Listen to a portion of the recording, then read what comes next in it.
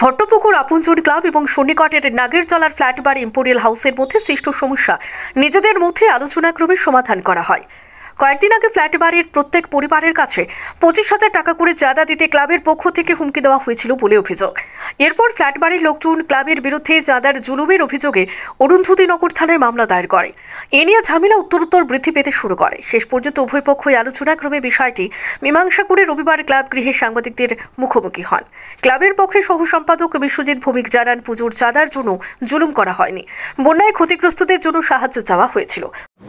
কিছু আমাদের ক্লাবের কিছু চাঁদার ব্যাপার নিয়ে ওরা বলেছিল, কিন্তু আমরা এটা চাঁদার ব্যাপার না, আমরা অ্যাকচুয়ালি ডোনেশনের ব্যাপার বলেছিলাম।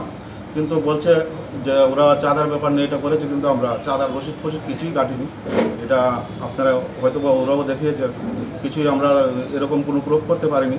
তার জন্য আমরা যৌথ উদ্যোগে এটাকে সাংবাদিক সম্মেলন করে যে এই প্রবলেমটা তৈরি হয়েছিল, এই প্রবলেমটা আজকে নিরসন করছি। কত টাকা চাওয়া হয়েছিল?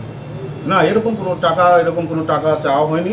ওদেরকে বলছিল যে আমরা এই যে বন্যায় যে ক্ষতিগ্রস্ত হয়েছে, ক্লাবকে কিছু সাহায্য করার জন্য বলছিলাম। আপনি প্রথম বলেছিলেন ডোনেশনের কথা।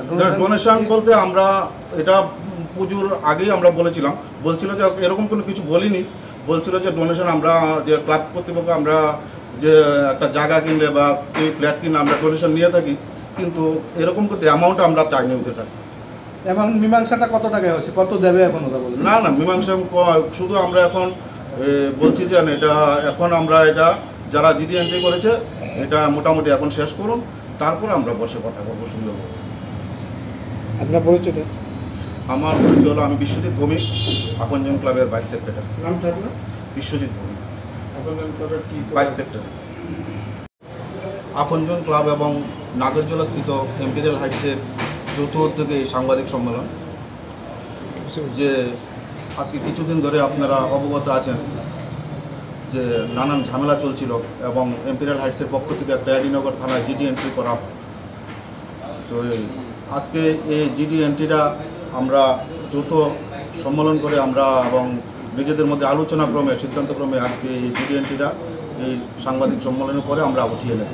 এবং পাশাপাশি এটা এডিনগর থানার ওসি এবং সাংবাদিক ভাইদেরও আমরা এটা একদম আমরা বলবো যে আমরা সহযোগিতা করেছে, তার জন্য আমরা এটা তাড়াতাড়ি উঠাতে পারছি।